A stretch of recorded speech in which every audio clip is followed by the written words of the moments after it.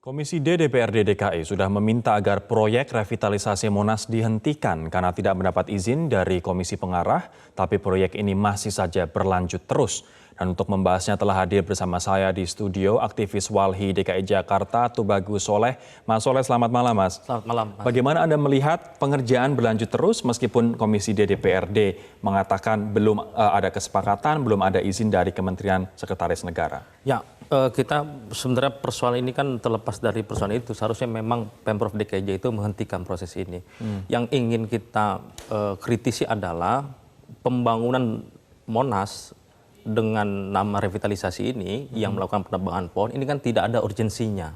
Dia melakukan itu. Kenapa ditebang? Tidak ada alasannya sebenarnya. Anda melihat pembuatan kolam, pembuatan plaza upacara itu tidak urgent? Tidak urgensi karena Jakarta itu sekarang kondisinya sangat sudah mengalami krisis ekologis. Daya dukung dan daya tampung lingkungan hidup kita itu mengalami kemerosotan yang sangat serius. Seharusnya yang dilakukan oleh Pemprov DKI Jakarta memperluas ruang terbuka hijau yang di atasnya terdapat pohon dan lain sebagainya. Karena itu yang dibutuhkan. Bukan kolam? Bukan kolam. Karena kita tahu saat musim kemarau panjang lalu kita mengalami paparan udara yang sangat tinggi dan beberapa kali bahkan menjadi tertinggi di dunia. Dan itu disebabkan kan serapannya yang tidak ada kurang. Dan kemudian memasuki musim banjir juga kita mengalami kebanjiran. Artinya memang yang harus tidak ada urgensinya untuk yang justru yang harus dilakukan Pemprov adalah menambah ruang terbuka hijau dan menambah pohon di Jakarta. Saat ini sebenarnya cita-citanya adalah ingin membuat ruang terbuka hijau 30% untuk ibu kota DKI Jakarta. Saat ini kita baru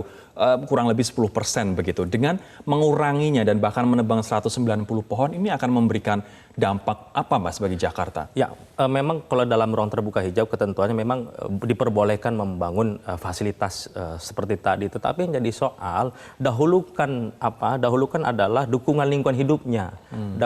Dahulukan sisi ekologisnya, bukan fasilitas umumnya yang didahulukan. Itu kan fasilitas ini kan penunjang. Dan kita tahu bahwa Monumen Nasional ini adalah kawasan sejarah dan kawasan yang ditebang ini adalah kawasan penyangga. Itu kan berdasarkan keputusan Presiden nomor 25 tahun 95. Yang kita tahu belakangan juga ternyata itu tidak mendapat persetujuan meskipun harus diperiksa kembali, itu tidak mendapat persetujuan dari pemerintah pusat dalam hal ini Sekretaris Negara. Oke, nah terkait dengan penebangan 190 pohon Mas, apakah sebanding menurut Anda dengan itu akan dibuat plaza upacara lah, itu akan dibuat kolam yang spektakuler dan ukuran yang besar? Ya, sangat tidak sebanding. Seharusnya dengan situasi DKI Jakarta seperti ini, pohon itu harusnya mendapat perlakuan khusus di Jakarta. Misalnya di Kota Bogor. Kota Bogor itu pohon saja sampai diidentifikasi, semacam ada KTP pohon. Dia rutin melakukan pemerawatan itu. Nah ini kan tidak. Ini kan tidak. Kita justru ditebangi dan dinomor sekiankan.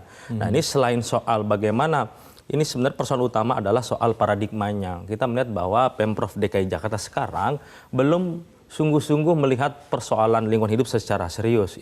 Dan ini kan bukan terjadi, bukan kali pertama persoalan lingkungan hidup itu dianggap enteng oleh pemerintah. Contoh yang lain? Sebelumnya penebangan pohon di Cikini. Ya, itu kan mereka Cikini. punya tiap dinas punya pandangan yang beda-beda. Nah, itu kita tidak ada urgensinya sebenarnya mereka melakukan penebangan. Justru yang harus mereka lakukan sekarang adalah memperbanyak pohon-pohon di Jakarta dan juga memperlakukan pohon itu khusus. Karena Jakarta ini butuh pohon bukan beton. Dan kita lihat sekarang kenyataannya di atas Taman Monas ini sudah dibeton oleh Pemprov DKI Jakarta. Dan padahal gubernur sempat mengatakan pada waktu kampanye kemarin air seharusnya masuk dalam tanah. Ini beton nggak bisa masuk tanah dong? Betul. Kolam ini kan yang tadi kita sebutkan di awal, ya fasilitas pendukung memang diperbolehkan. Tetapi lihat dulu dari sisi urgensinya. Baik. Tidak ada urgensi Pemprov DKI Jakarta membangun kolam di Monas. Urgensinya apa? Di sini kan tidak alasan yang cukup jelas. Ini banyak masyarakat marah terkait dengan kebijakan ini dan juga menyayangkan bahkan ketika penebangan pohon di depan stasiun Cikini saja yang jumlahnya mungkin 10 atau kurang lebih jumlahnya seperti itu, masyarakat sudah marah. Ini sekarang 190 dan masyarakat seperti terbelalak. Bahkan Ketua DPR Puan Maharani juga geram begitu dengan hal ini. Apa yang Pemprov bisa lakukan untuk ibaratnya membayar hutang dosa ini, Mas? Sebenarnya ya pertama memang wajar masyarakat kalau marah. Misalnya proyek dihentikan, ya sudah rusak.